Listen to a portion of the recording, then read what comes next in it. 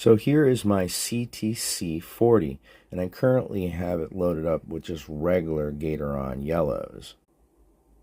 While not loose, they do come in and out pretty easy.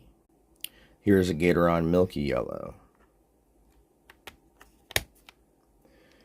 It fits in there just about the same, but remember that the switches are being used as anchors for the plate to stay attached to the PCB.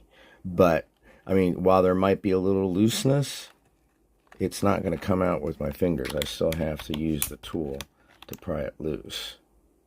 So I don't know what you mean by loose, but this one works fine. I think that there's a little bit of space for tolerances in the different sizes of switches, but there shouldn't be an issue.